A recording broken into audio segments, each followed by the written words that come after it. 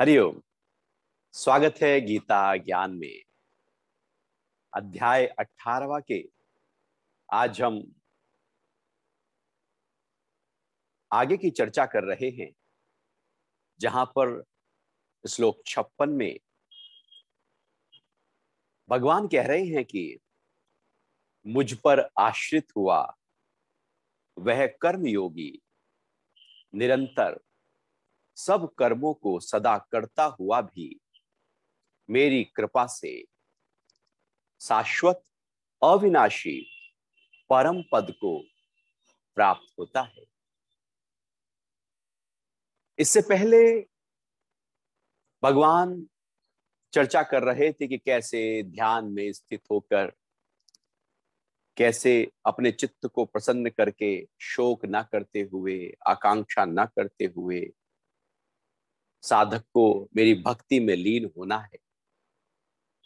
अर्थात जब साधक भक्ति में लीन हो गया है, ध्यान की गहराइयों को प्राप्त हो गया है, निरंतर साधना में रत है,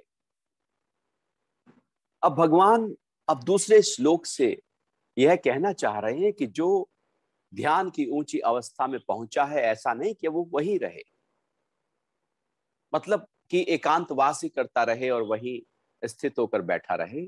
अब भगवान कह रहे हैं कि नहीं, अब वो स्थिति तो प्राप्त हो गई, अब आ जाओ अपने कर्मों पर। अब कर्म की बात उसके बाद भगवान कह रहे हैं कि ऐसा नहीं कि कर्मों को छोड़ देना है, कर्म तो करते रहना है, लेकिन ध्यान की उस अवस्था के बाद और पहले में, दोनों में कर्म में अंतर आ जाएगा, कर्म करने के भाव में अंतर आ जाएगा, पूरी तरह से एकदम स्थिति बदल जाएगी, क्योंकि विचार भाव बदल चुके होंगे। तो ध्यान की ऊंची अवस्था में, या यूं कहें कि पराभक्ति को प्राप्त होने के बाद, यह श्लोक कह रहा है कि मुझ पर आश्रित हुआ कर्म योगी निरंतर सब कर्मों को करता हुआ भी, क्योंकि आश्रित होना बहुत जरूरी है। जब तक हम भगवान की भक्ति में नहीं होते, ध्यान में नहीं होते, उस अवस्था में नहीं होते, तब तक हम कहीं बाहर आश्रित होते, किसी फल के आश्रित होते हैं, किसी व्यक्ति के आश्रित होते हैं, किसी स्थान के, किसी वस्तु के। हम बाहर प्रकृति में कहीं किस पर टिके, हमारा कोई बाहर आधार है। ये हमारा जो बाहर आधार है, हमारा जो बाहर का आश्रय है, ये लगातार हमको बाहर ही जोड़े हुए, क्योंकि आश्रय बाहर है तो जुड़े बाहर। जैसे एक बहुत छोटा बच्चा है तो उसका जो आश्रय है वो उसकी माँ है, और वो माँ के आश्रय रहकर बस अपने जीवन को धीरे धीरे धीरे धीरे आगे बढ़ाता है। क्योंकि माँ को पता है कि ये मेरा आश्रय है, तो माँ पूरा ध्यान रखती है, सब कुछ वो तो पड़ा है, उसके खाने का, उसके पीने का, उसके सुसु पोटी का, उसके नींद का, उसकी सर्दी गर्मी का, उसके कपड़ों का, उसके नहलाने धुलाने का, उसकी साफ सफाई का, सब कुछ अब माँ कर रही है, क्योंकि वो माँ के आश्रय है। फिर जब हम बड़े हो जाते हैं तो हमारे आश्रय बदलने लगते हैं।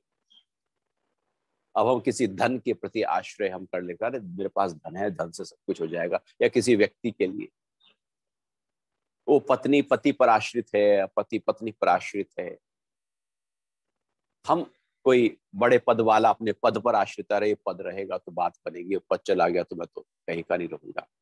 हम कहीं बाहर आश्रय को तलाशा, और फिर उस कर्म और उसके फल में भी आश्रय बाहर का ही कुछ होगा। यहां भगवान पूरी तरह से एक नई बात कह रहे हैं, और कह रहे हैं कि मेरे आश्रय हो जाओ। अब भगवान के यदि आश्रय हो गए तो भगवान की बनाई सृष्टि में सारे हमारे जितने भी काम हैं वो सब उसके आश्रय से अपने आप होने लगेंगे। जब हम चिंता करते हैं तो फिर हमें करना पड़ता है, जब हमारी चिंता वो करने लगता है तो फिर वो कर देता है। हम तो बस आश्रय हैं उसके। हमारा काम इतना सा है कि अपने लिंक को उससे जोड़ देना है। फिर भगवान जी देख लेंगे ना। यदि लिंक ही नहीं जुड़ी, इसलिए पहले ध्यान की बात, पराभक्ति की बात, भक्ति की बात भगवान करते आए हैं कि लिंक तो जोड़ लो। जैसे ही लिंक जुड़ जाएगी उस परम, उस दिव्यता के साथ में, और हम उसके प्रति आश्रय हो जाएंगे। आश्रय का मतलब है उसी में ध्यान है, उस पराशक्ति में, उस परम पद में, उस परम आनंद में जो पूरे ब्रह्मांड में वो ईश्वर व्याप्त है। हमारे भीतर है तो हमारे बाहर है, जिससे सब चल रहा है। ये शरीर, ये जीवन, ये प्रकृति, ये सृष्टि, सभी जीवधारी प्राणी, जिससे सूरज चमकता है, जिससे चांद निकलता है, जिससे हवाएं चलती हैं तो पानी चलता है, जिससे सब कुछ, पूरी प्रकृति अपने रौनक पे लगातार रहती है। हम भी अपने आप को उसी में ही लीन करके और फिर कर्म करें। तो पहले उसमें लीन करना है, और वो लीन करने की क्रिया हम करते तो हैं, लेकिन शायद हमारी छोटी होती है, थोड़ी होती है, कुछ समय के लिए होती है। केवल मंदिर तक हम गए तो भगवान को हम उस समय लीन हो रहे हैं, हम थोड़ी देर के लिए प्रार्थना की तो लीन हो रहे हैं, मंत्र जाप किया तो लीन हो रहे हैं, सत्संग या हमने भजन या कोई पूजन कोई किया तो लीन हो रहे हैं लीन, लेकिन वो क्षणिक होगा, थोड़ी देर का होगा। हम कहेंगे हे भगवान तेरा तुझको अर्पण क्या लागे मेरा। हे भगवान सब तेरा ही है, मेरा तो कुछ भी नहीं, सब तुझसे मिला है। मैं तो खाली हाथ आया था, खाली हाथ जाऊंगा, यहीं से मिला है। और ये तेरी सृष्टि है, ये तेरी माया है, तेरा जगत है, तेने ही मुझे दिया है, और ये तेरा तुझको ही अर्पण है, मेरा है नहीं। मैं अपनी मोहर क्यों लगाऊं, मैं अपना ठप्पा क्यों लगाऊं, जब मेरा है ही नहीं, ये तो चोरी हो जाएगा। है तो तेरा, मैं कहता हूं मेरा। वो मेरा कहने से ही तो समस्या खड़ी है। फिर भगवान कहता है ठीक है तेरा है तो तू संभाल। अब है ही उसका तो वो संभाले ना। मैं तो केवल एक ऐसे हूं जैसे कोई कैशियर बैंक में हो और वो पूरी तरह से कैश का हिसाब किताब रखता हो, जैसे धर्मशाला में कोई मैनेजर हो और वो धर्मशाला का हिसाब किताब रखता हो, जैसे कोई नर्स है और वो पूरी तरह से अपने पेशेंट का हिसाब किताब रखती है। उसमें कोई आसक्ति नहीं है, उसमें कोई अहम भाव नहीं होता। कोई दुकान है, ज्वेलरी की दुकान है, वहां पर सेल्समैन है, तो वो तो केवल अपना काम कर रहे हैं, वो ज्वेलरी पर आसक्ति थोड़ी है उनकी। ऐसे ही ये चीजें, ये घर, ये परिवार हमको मिला है, बस हमको इसकी व्यवस्था करनी है, इसका ध्यान रखना है तो उसका, लेकिन मुझे मिला है उसकी कृपा से मिला है, और मुझे अपॉइंट किया है कि आप संभालो। तो जब हम संभालेंगे उसके चीज को, हम संभालेंगे तो अपना समझकर थोड़ी संभालेंगे, उसका समझकर संभालेंगे। तो जब हम सब कुछ उसी का समझ रहे हैं तो हम उसके प्रति आश्रित हो गए। हे भगवान तू जिलाए तो जिए, तू जो कहे मैं वो करूं। तेरी कृपा से ही श्वास आती है, जाती है, आंख खुलती है, बंद होती है, तो रात सोते हैं, सुबह उठ जाते हैं, सब कुछ तेरी कृपा से तो हो रहा है। वो कह देते हैं ना कि प्रभु आपकी कृपा से सब काम हो रहा है, करते हो आप प्रभु जी, मेरा नाम हो रहा है। कर तो वो रहे, क्योंकि वो शक्ति हमारे भीतर, यदि हम कहें मैं कर रहा हूं, तो मैं कौन है करने वाला। ये शरीर से कर रहे हैं, इंद्रियों से कर रहे हैं, मन से कर रहे हैं।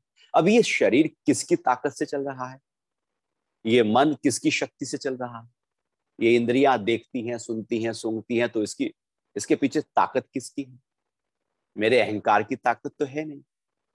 तो जो ताकत है असलियत में हो तो उससे रहा है, मैं तो केवल उसको दिशा दे रहा हूं, शक्ति तो उसकी है। अब आपका एक कार मैं चला रहा हूं, और यदि पेट्रोल ही ना हो तो कार चला के दिखाओ, फिर तो धक्का मुक्की मारनी पड़ेगी। कहां चला रहे, वो तो ईंधन है, कोई कोई फ्यूल है, कोई शक्ति है। ऐसे ही हमारे अंदर वो परमात्मा की शक्ति है जिससे सब चल रहा है। हम जबरदस्ती अपने अहंकार को थोप देते हैं, और जैसे ही अहंकार आता है, परमात्मा के प्रति जो हमारा आश्रय का भाव है वो छूट जाता है। अब हम कर्ता भाव में आ जाते हैं कि मैं करता हूं, इसलिए मेरे आश्रय हुआ। तो भगवान के आश्रय हो जाओ, बहुत हल्के हो जाओगे।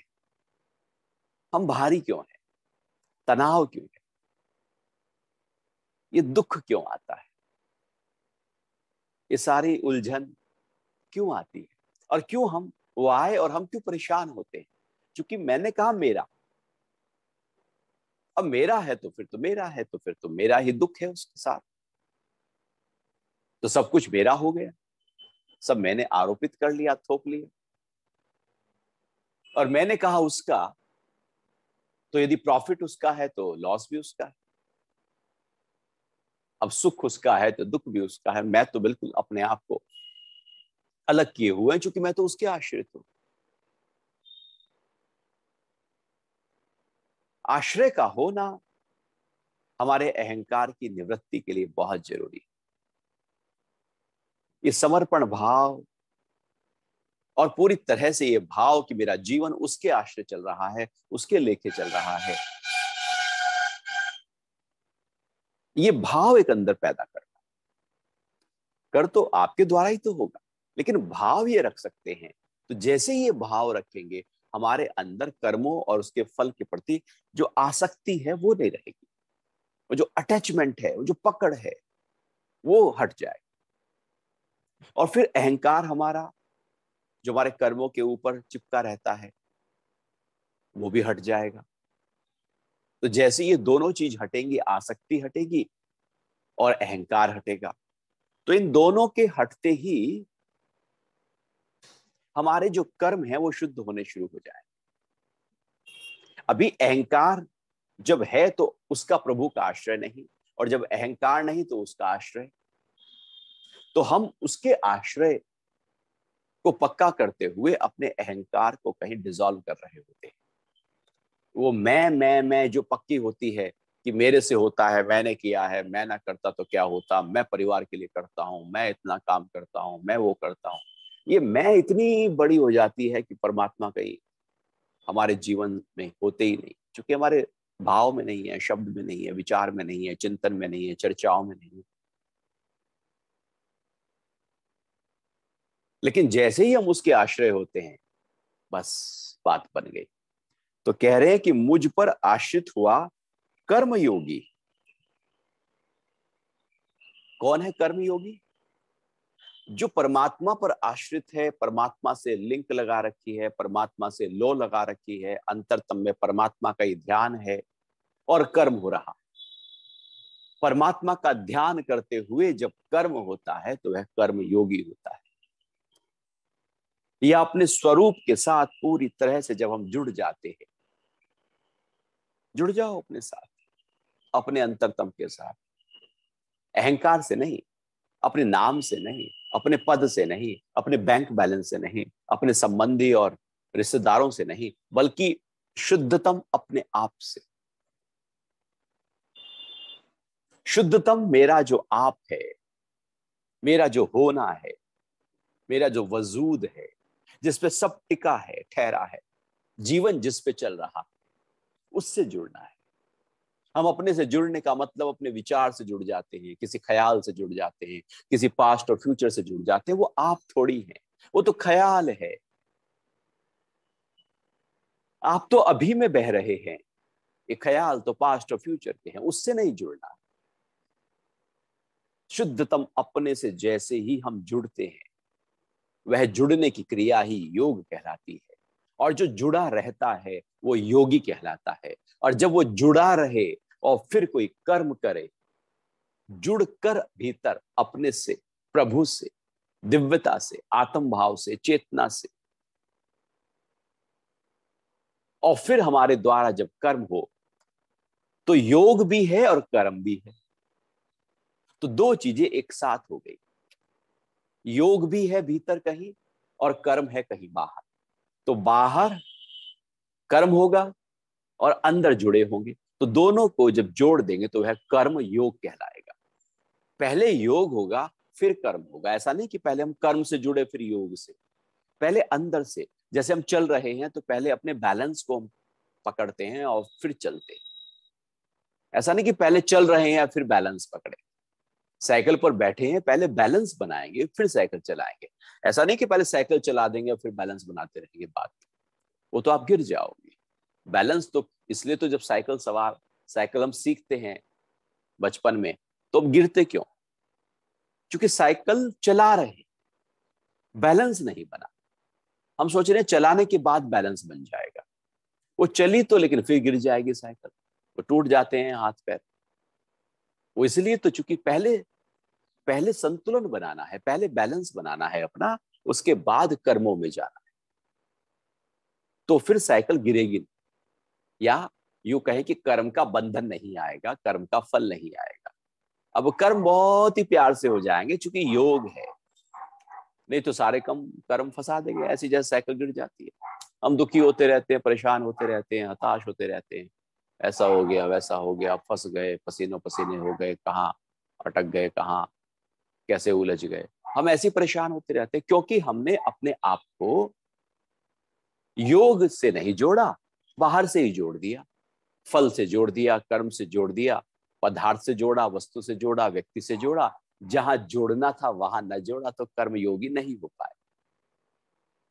तो भगवान कह रहे हैं कि भैया कर्म योगी, तो कर्म योगी निरंतर सब कर्मों को सदा करता हुआ मेरी कृपा से, तो सब कर्मों को सदा करते रहना। अब देखो ये बड़े मजे की बात है, भगवान 18वें अध्याय में कह रहे हैं सारे कर्मों को सदा करते रहना, अपने कर्म नहीं छोड़ने। अब मेरे कर्म क्या हैं? हमारे कर्तव्य कर्म, जो भगवान कहते आए हैं कि या तो हमारा ब्राह्मण का कर्म होगा, पढ़ना पढ़ाना, ज्ञान लेना, ज्ञान देना, शास्त्रों को और ब्रह्म के भाव में लगातार अपने आप को रखना, या तो वो कर्म होगा, या व्यापार हमारा कोई कर्म होगा, या क्षत्रिय का भाव हमारा कर्म होगा जिसमें सुरक्षा है, शूरवीरता है, या फिर हमारा शूद्र का कर्म होगा कि जिसमें हम सेवा के भाव में अपने आप को रखे हुए। अब 4 ही कैटेगरी हो सकती है मनुष्यों की, इसके अलावा कोई और नहीं, सब कुछ इसी में ही समा गया। तो इन 4 में ही हम कोई ना कोई कहीं ना कहीं होंगे। हो सकता है वो बदलता रहे, अभी हम ब्राह्मण भाव में हैं, शायद फिर हम क्षत्रिय भाव में आ जाएं, शायद हम वैश्य भाव में आ जाएं, लेकिन वो भाव एक टॉप पे होता है और उसके बाद सेकंड, थर्ड और फोर्थ कमांड में ये भाव होते हैं। इसलिए तो बहुत बड़े व्यापारी लोग फिर बाद में कहते हैं कि अरे यार अब छोड़ो इस काम को, अब हम ज्ञान में जाएंगे, वो ब्राह्मण का कर्म में आ जाएंगे, अर्थात वो वर्ण चेंज हो गया अंदर से, अभी वैश्य था अभी ब्राह्मण वर्ण आ गया। वो कोई जाति से नहीं है, वो मेरे कर्मों और मेरे गुण के आधार पर है कि अंदर से क्या फूट रहा है, उस समय वो स्थिति मेरी पैदा हो जाती है। तो हम ब्राह्मण, क्षत्रिय, वैश्य या शूद्र में से कुछ ना कुछ तो कर रहे होंगे, कोई तो हमारा कर्तव्य कर्म होगा, कोई तो हमारा गुण होगा। तो भगवान कह रहे हैं कि वो सदा करते रहे, उसे क्यों छोड़ो। ऐसा थोड़ी है कि आत्मज्ञान प्राप्त हो गया तो अब मैंने सारे कर्म छोड़ दिए, अब कोई भैया दूसरा मेरे लिए कर्म करके मुझे खिलाए पिलाए, मैं तो अपने कर्म छोड़ के बैठा हूं क्योंकि मैं तो आत्मज्ञानी हो गया।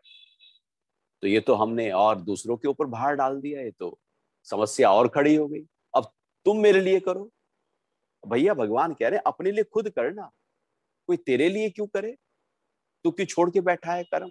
तू क्यों आलसी हो रहा है? तो सदा करते रहना अपने कर्म, ध्यान की ऊंची स्थिति में जाकर भी अपने कर्म नहीं छोड़ना, जो कर्म है करते रहो। इसलिए बहुत सारे परंपरा में हम देखते हैं कि राजा जनक है, वो अपना कर्म कर रहे हैं, वो छोड़ के थोड़ी जंगल चले गए, वो कर रहे हैं। कबीर को भी आपने सुना ही है कि वो अपना काम कर ही रहे हैं, वो सूत काट ही रहे हैं, वो चादर बना ही रहे हैं, वो कपड़ा बुन ही रहे हैं, वो कर रहे हैं और अपना धुन में लौ में लगे हैं और अपना कर्म कर रहे हैं।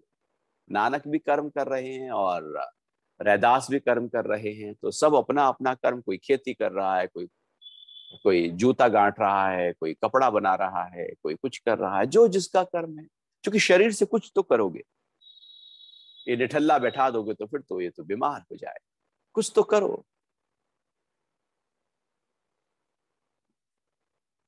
कुछ तो किया कर मुआ, तो कुछ तो किया, तो कुछ करना है। भगवान कह रहे हैं सदा कुछ करते, अपने कर्म करते रहना है। लेकिन कैसे करते रहना?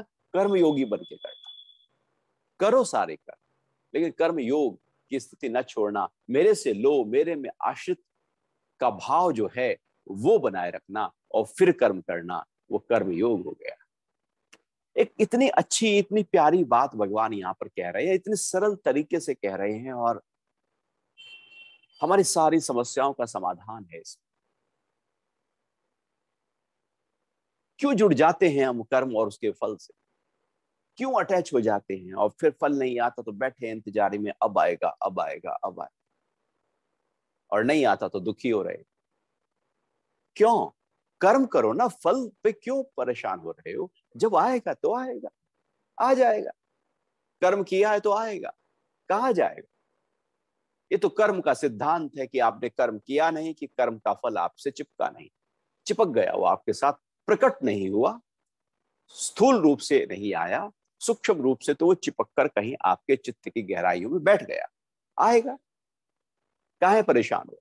आप अपने कर्मों को ध्यान दो, कर्मों को ताकत दो, कर्मों को बल दो, और कर्म जब करो तो योग से जुड़कर करो। इतना सरल तरीके से जब हम कर्मों को करने में लग जाते हैं तो कर्म योगी हो जाते हैं। अभी तो हम सोचते हैं नहीं भैया, हम दिन भर के सारे काम जो कर रहे हैं ना वो कर्म योगी है। कर्म योगी वो नहीं है। वो ऐसी तो होता है, बड़े बड़े व्यापारी जब अपना शरीर उनका शांत हो जाता है तो बाद में बहुत बड़ी ऑब्ituary में लिखते हैं, भैया कर्म योगी थे।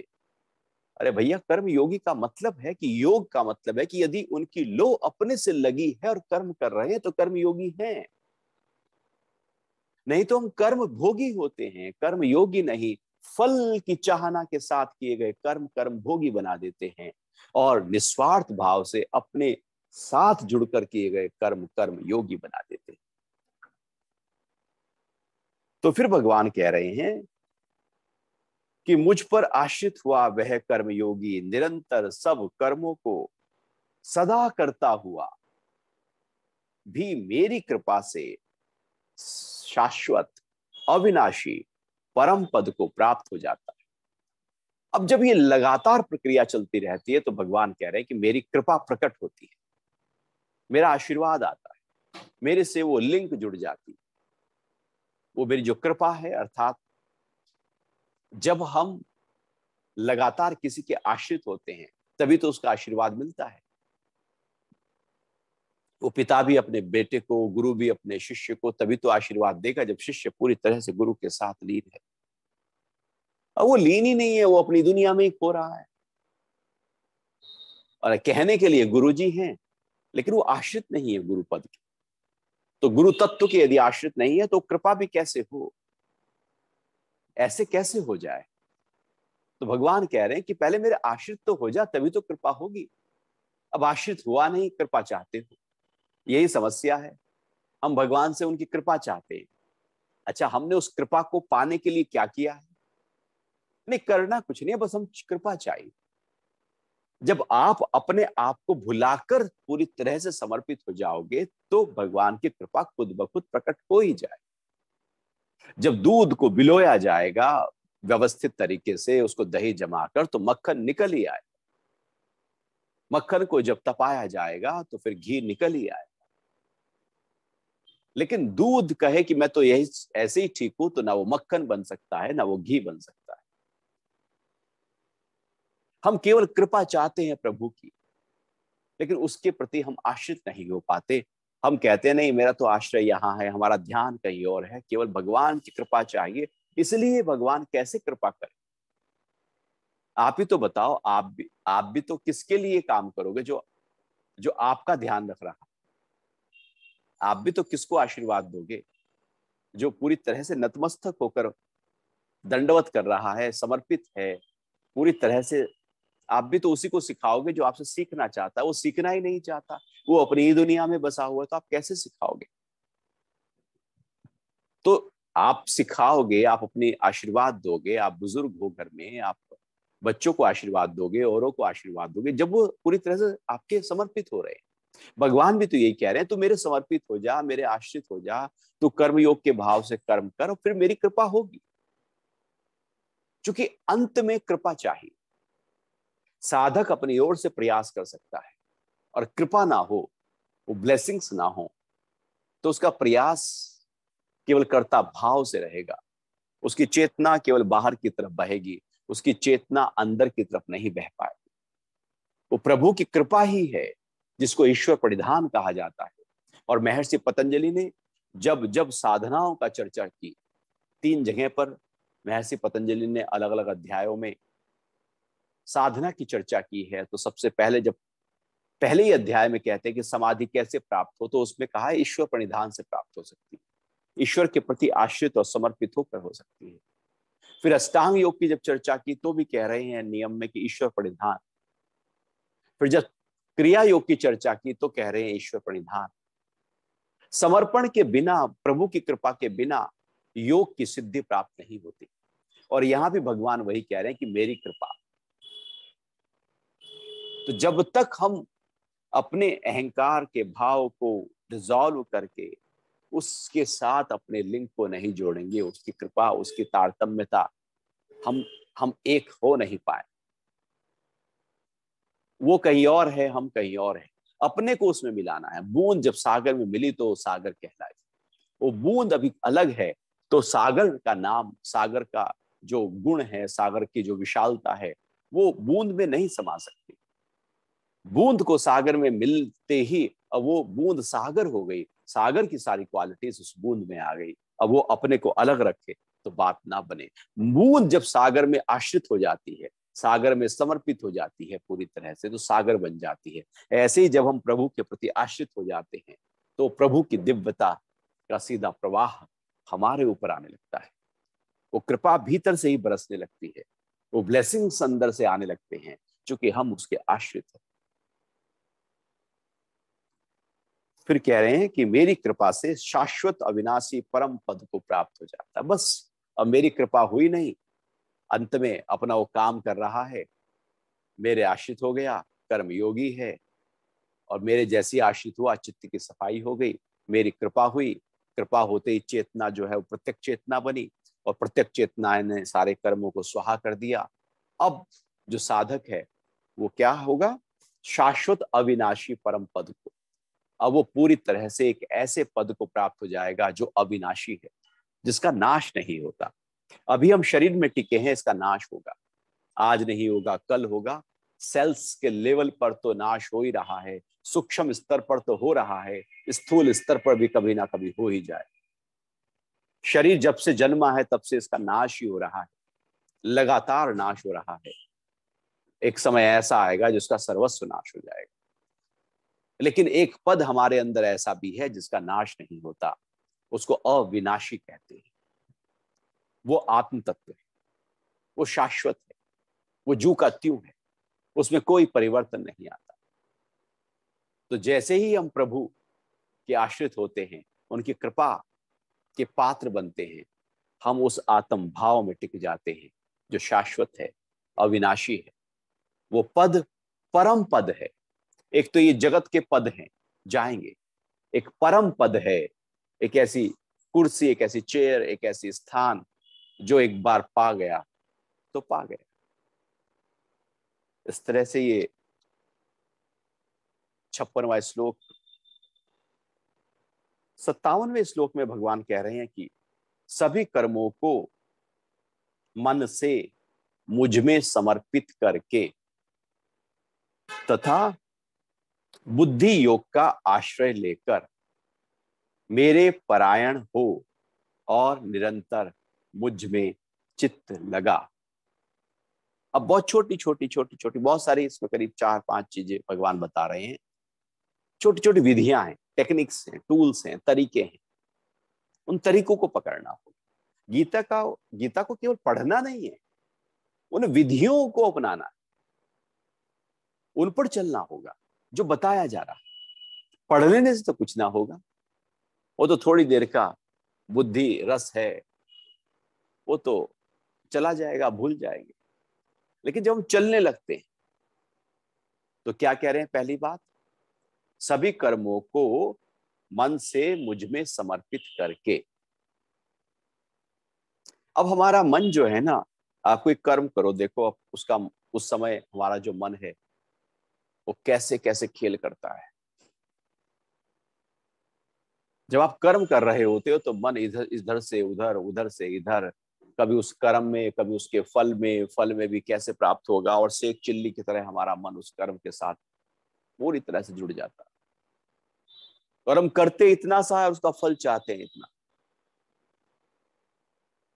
ये भी बड़े मजे की बात है, हमारे कर्म छोटे होते हैं और हम फल बड़ा चाहते हैं।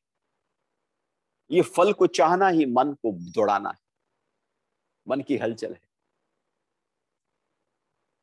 अब वो जो मन है, यदि मन को हमने परमात्मा में समर्पित कर दिया, मन मना भाव कर दिया, मन को, मन की अपनी ढपली, अपना राग जो उसको बजा रहा है वो ना हो, बल्कि जब हम योग के साथ लिंक होंगे तो मन उस अंतरतम के साथ खुद ब खुद जुड़ जाएगा। वैसे तो ना जुड़ेगा। आप चाहो मेरा मन परमात्मा में लीन हो जाए, आप बैठो 2 मिनट को ध्यान के लिए, देखो बगावत करके खड़ा हो जाएगा मन, मैं नहीं होता, और ये काम वो काम, ये ध्यान वो ध्यान, ये पास्ट ये फ्यूचर, पता नहीं कहां कहां भाग जाएगा। वो दुश्मन बना बैठा है, वो नहीं चाहता एकांत, वो नहीं चाहता मौन, वो नहीं चाहता ध्यान, वो तो उपद्रव चाहता है, वो तो झगड़े चाहता है। मन तो द्वेष चाहता है, मन तो क्रोध चाहता है, मन तो झूठ चाहता है, मन तो चोरी चाहता है, मन तो काम वासना चाहता है, मन तो इकट्ठा करना चाहता है, मन तो कुछ और चाहता है। हम इसे कुछ और सिखा रहे हैं, वो सीखता नहीं, सीखेगा भी नहीं। तो फिर दूसरे तरीके को अपनाना होगा। भगवान उसी टेक्निक की बात करते हैं कि अपने से जुड़ जाओ, भीतर पूरी तरह से समर्पित हो जाओ। अहंकार ही समर्पित हो गया तो मन का कोई वजूद नहीं रहा। तो फिर क्या होगा कि मन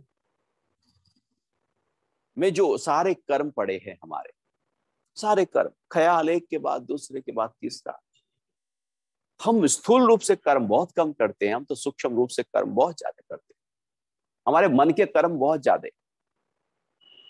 स्थूल से तो आप सीसीटीवी कैमरे से चेक कर सकते हो सुबह से लेकर रात तक, भैया क्या क्या काम हमने किए। लेकिन जितने काम किए उससे न जाने कितना गुना कर्म हमने मन से कर लिया। मन तो सूक्ष्म में भाग रहा है, कभी इसके बारे में ये सोचेगा, कभी वो सोचेगा, कभी ये कभी वो।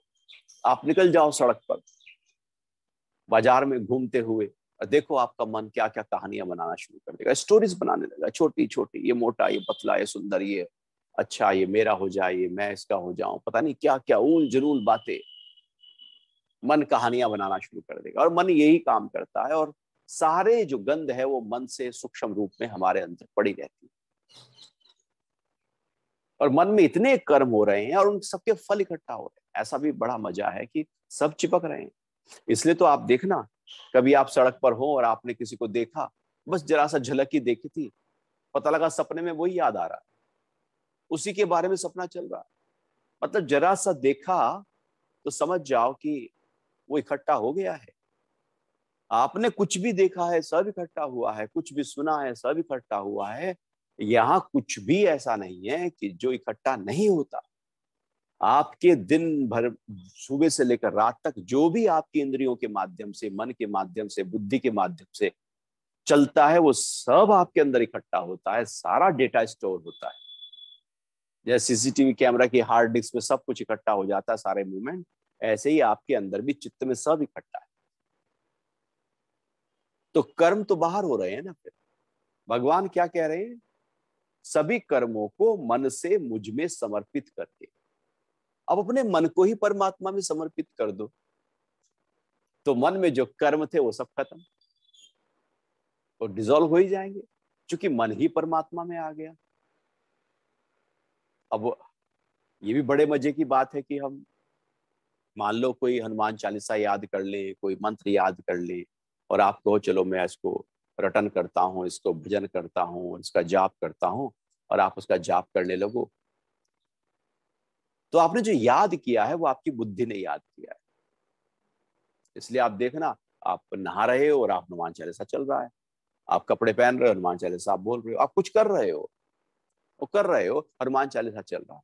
हनुमान चालीसा पर ध्यान नहीं है, वो तो पता नहीं जैसे टेप रिकॉर्डर ऑन कर दिया हो आपने, बस वो लगातार चल रहा है, क्योंकि वो तो बुद्धि ने कुछ याद कर लिया था। वो स्मरण शक्ति ने याद कर लिया था, जो याद किया था उसके बटन को हमने ऑन कर दिया बस। अब वो चल रहा है, जैसे हम टेप रिकॉर्डर चलाकर या कोई म्यूजिक चलाकर हम अपना काम करते रहे, ऐसे अब आपने बोलना शुरू कर दिया, इतना सही है। जब वो हनुमान चालीसा, वो मंत्र, वो जो स्मरण शक्ति है वहां से आपके मन में भी उतर जाए, आपकी बुद्धि में भी उतर जाए, आपके भाव में भी उतर जाए, सब जगह वही रहे, कुछ और ना रहे, तो समझो कि वो मंत्र का जाप हो रहा है। नहीं तो वो हो ही नहीं रहा, वो तो केवल और केवल एक स्किल था जिससे हमने याद किया है, और वो पूरी तरह से बस बोल रहे। वो ब्राह्मण, वो पुरोहित, वो आचार्य आकर मंत्र जाप कर रहे हैं, मंत्र बोल रहे हैं, हवन हो रहा है, वो तो एक याद किया हुआ है चीज। अब उस मंत्र के भाव में, उसके अर्थ में पूरी तरह से हम टिके हैं क्या, ठहर गए हैं क्या, मन में भी वही चले और बुद्धि में भी वही तैरे और मेरे प्राणों में भी वही बहे, रोम रोम में उसी मंत्र का नाद गुंजायमान हो रहा हो, तो समझो कि मंत्र जाप हो रहा है। तो मन में उतरना चाहिए। आप कभी देखना, आप हनुमान चालीसा भी बोलोगे और मन में कुछ और भी चल सकता है, साथ साथ मन कुछ और अपनी दुकान खोलकर बैठ गया, बुद्धि कुछ और निर्णयों की दुकान खोलकर बैठ गई, हनुमान चालीसा पीछे चल रहा है और शरीर तो नहा धो ही रहा है, शरीर कुछ और काम में लगा हुआ है। सबने अपनी अपनी दुकानें खोल ली हैं और पीछे हमने हनुमान चालीसा चलाया हुआ है। अब हर दुकान में हनुमान चालीसा हो तो बात है, मेरे मन में भी वही हो तो बुद्धि में भी वही हो। लेकिन जब सब न अपना अपना डपली, अपना अपना राग है, तो हनुमान चालीसा कोई काम का नहीं, उसका कोई फर्क नहीं, कोई प्रभाव नहीं, जीवन में कोई परिवर्तन नहीं, वही जू के क्यों हम रहेंगे, हमारा कोई स्वभाव नहीं बदलेगा, कोई आदत नहीं बदलेगी। अन्यथा बदल जाएगी जब पूरी रोम रोम में, मन में वो उतर जाए, तो परिवर्तन मन से शुरू होता है, हमारे मन में क्या चलता है। तो इसलिए भगवान कह रहे हैं सभी कर्मों को मन से मुझ में समर्पित करके, फिर दूसरी बात कह रहे तथा बुद्धि योग का आश्रय लेकर, बुद्धि योग का आश्रय लेना है। क्या है बुद्धि योग? बुद्धि योग है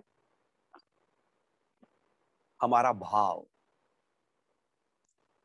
एक है बुद्धि जो बाहर की तरफ जाती है, कुछ निर्णय लेती है।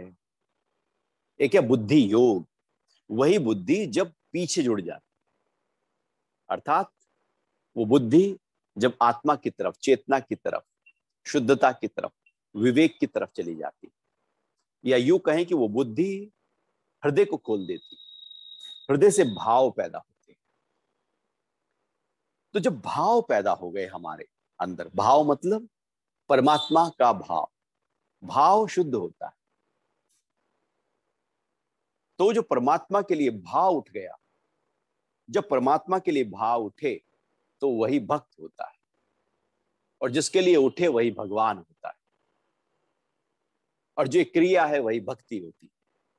भाव से भक्त, भक्ति और भगवान का निर्माण हम करते हैं, उसको प्रकट करते हैं। भाव महत्वपूर्ण है।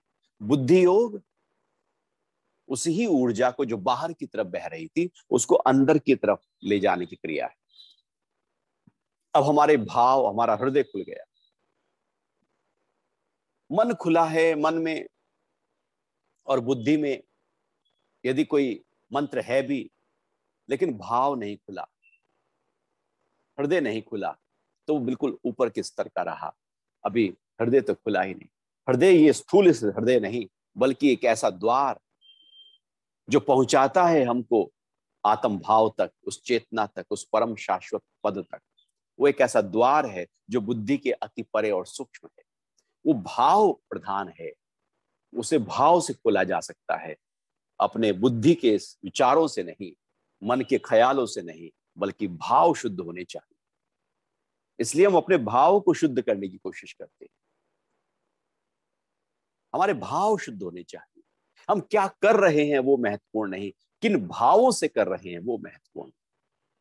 अब भाव तो है नहीं, ऊपर ऊपर से किए जा रहे हैं, तो करना तो न करना बेकार है, भाव महत्वपूर्ण है। भाव का भूखा हूं मैं, बस भाव ही एक सार है, भाव से मुझको भजे तो भव से बेड़ा पार है। भाव महत्वपूर्ण है। प्रभु कहते हैं भाव महत्वपूर्ण है, भक्त का भाव चाहिए। तो बुद्धि योग मतलब भाव, तथा बुद्धि योग का आश्रय लेकर, भाव का आश्रय लेकर परमात्मा के प्रति पूरी तरह से एक भाव प्रकट कर लिया। मेरे परायण हो, और फिर कह रहे हैं मेरे परायण हो जा, मेरे समर्पित हो जा। बार बार भगवान कहते हैं मेरे समर्पित हो जा।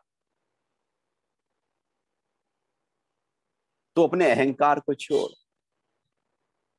हमारा अहंकार जगा है, इसलिए हम परमात्मा के समर्पित नहीं हो पाते। समर्पण होना है। ये अहंकार सारे झंझट खड़ी करता है, जीवन की सारी झंझटें, सारे टांटे जितने भी इकट्ठे हो गए हैं, क्यों है? मेरे अहंकार से।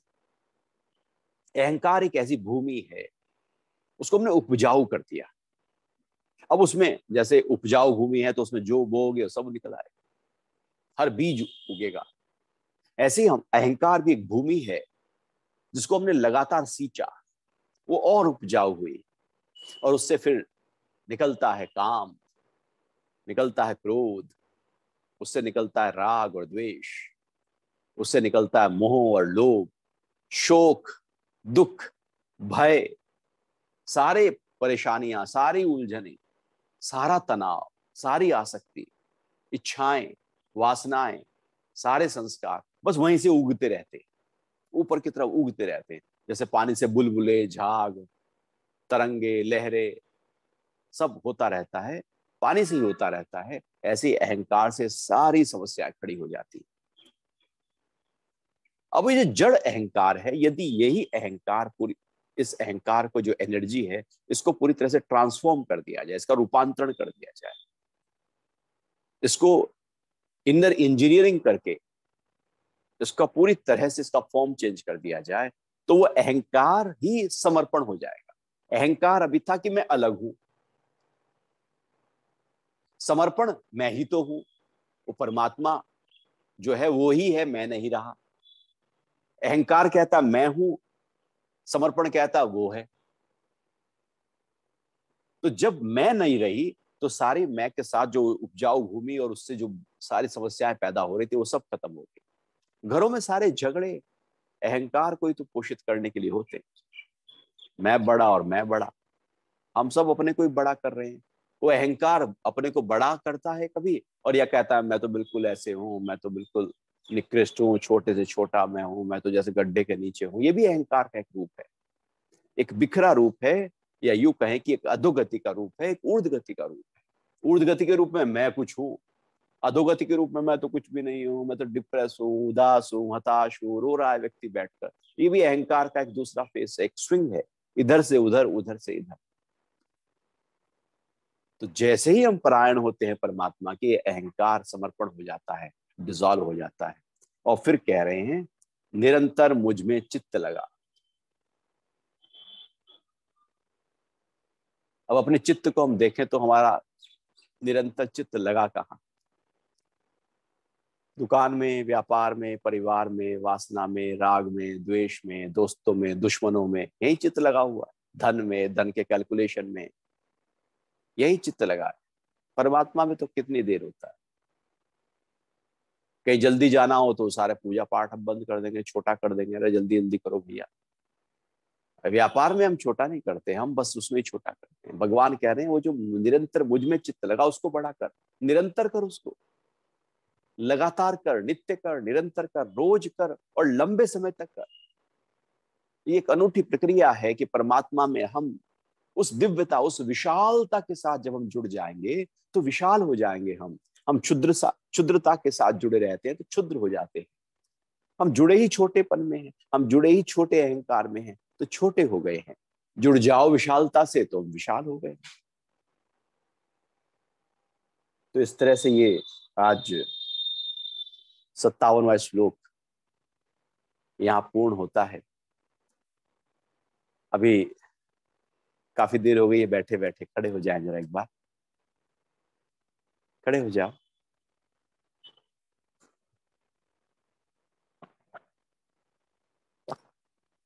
खड़े होकर जरा गर्दन को बाएं और दाएं से ले जाओ, पूरा बाएं, पूरा दाएं, पूरा ऊपर और नीचे, पूरा ऊपर, पूरा नीचे, फिर से ऊपर और नीचे।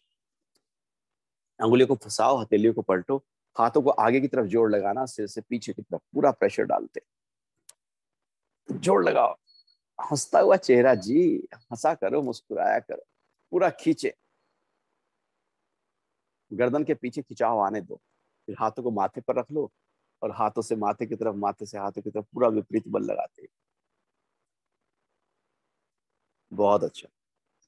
फिर सीधा हाथ सीधी तरफ रखकर हाथों से अंदर, हाथ से अंदर और सिर से बाहर की तरफ जोर लगाओ।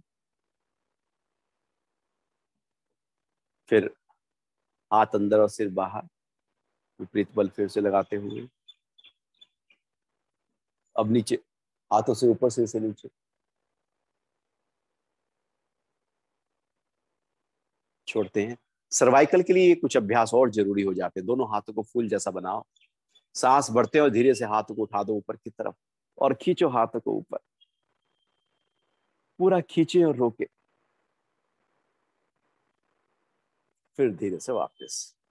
एक हाथ सामने, दूसरा हाथ उसके ऊपर, हथेली के ऊपर हथेली, कोहनी को सीधा करो, सांस बढ़ते हैं और धीरे से हाथों को उठाएंगे ऊपर की तरफ, खींचे हाथों को ऊपर।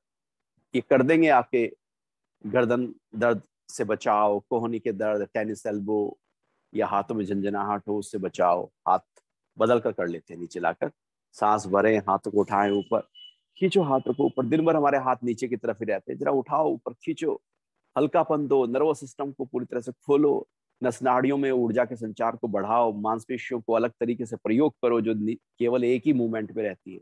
धीरे से हाथों को फिर से वापस ले आते हैं और एक बार ताड़ासन, उंगलियां फंसाकर हथेलियां पलटे, खींचे, सांस भरे और हाथ को उठाकर खींच डालो ऊपर की तरफ, पूरा खींचते हैं, रोके यहां पर और खींचे, रोके, खींचे। एड़ियां भी उठी हैं जी और पूरा शरीर खिंच गया, सारे जोड़, टखना, घुटना, कूल्हा, रीढ़ की हड्डी के सारे जोड़, कंधा, कोहनी, कलाई, सारी मांसपेशियां, पिंडलियों की, जंघाहों की, कमर की, पेट की, छाती की, हाथों की, सारी खिंच गई ऊपर।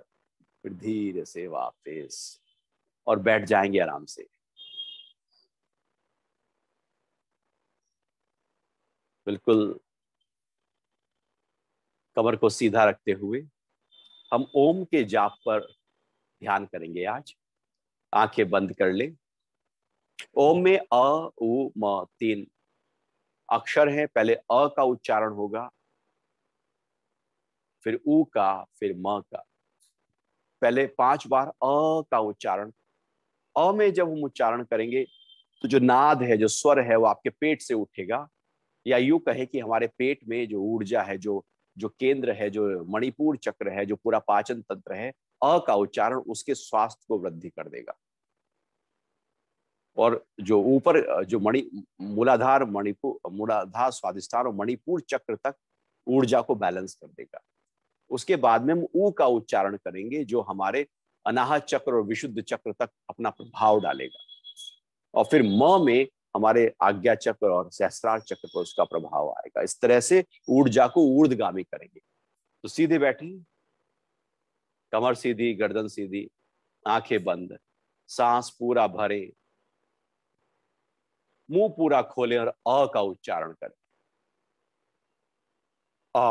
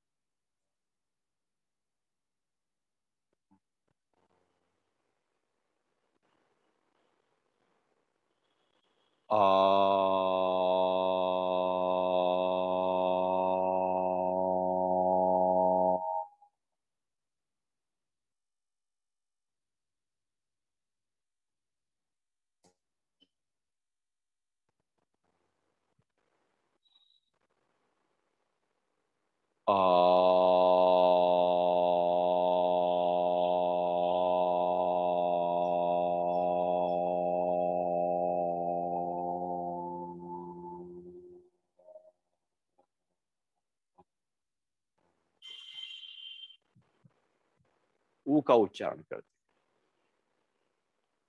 ओ।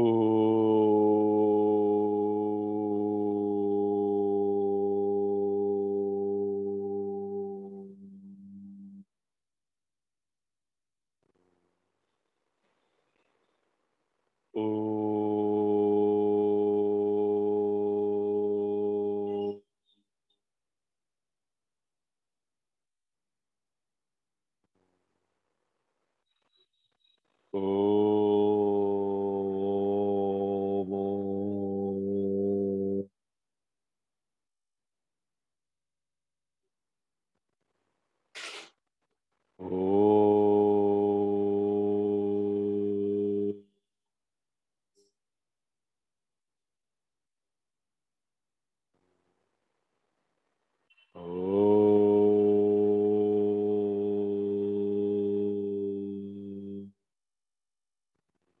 म का उच्चारण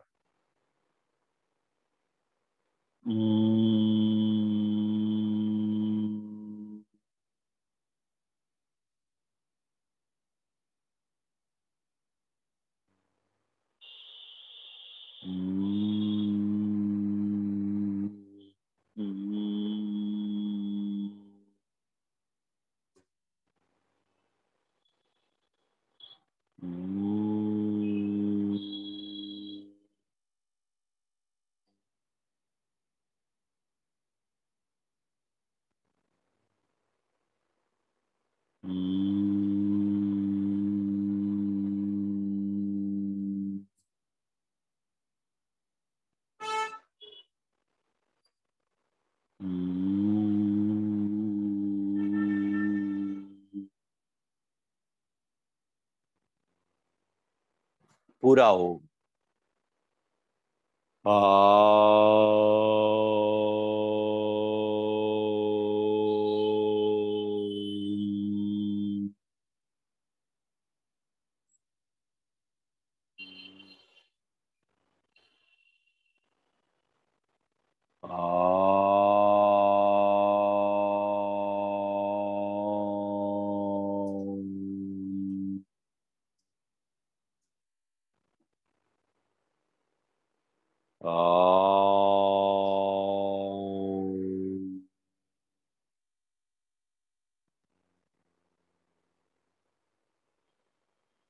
धीरे धीरे ओम का उच्चारण ओम ओम ओम ओम।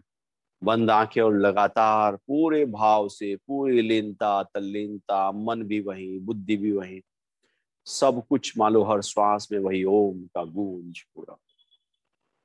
ओम ओम ओम ओम ओम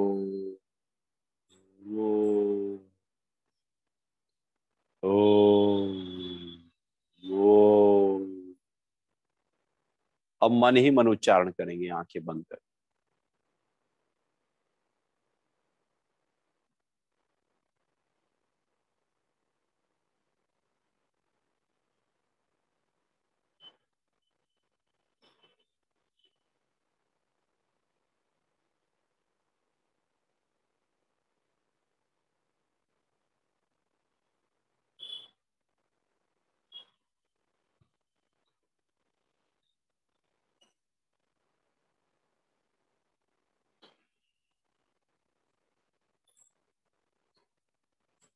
अब शांत भाव से बैठे रहे,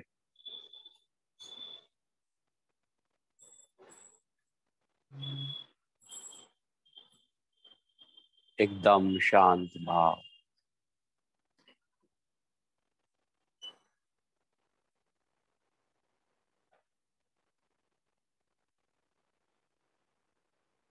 मन ही मन ओम का जाप फिर से करें।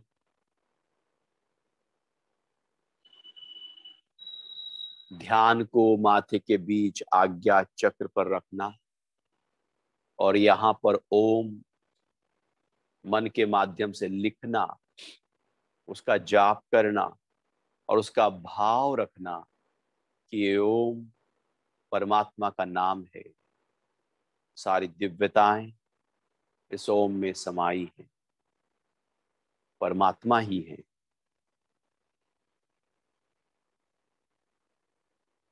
पूरे समर्पण भाव से, पूरे परायण होकर इस दिव्यता के जाप करते रहे।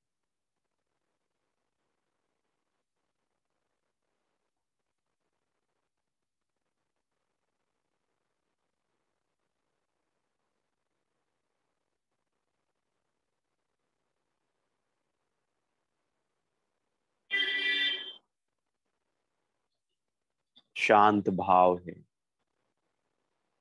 करते हैं 3 बार ओम का उच्चारण। सांस भर लेना। ओम।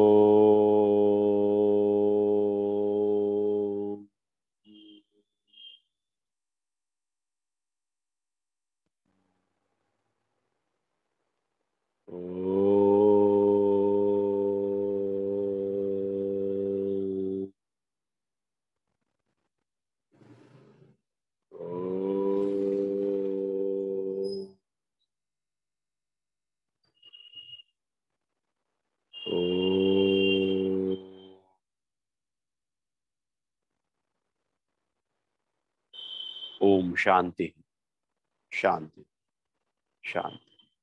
हथेलियां रगड़ने, कर्म कर ले। आंख पर रख।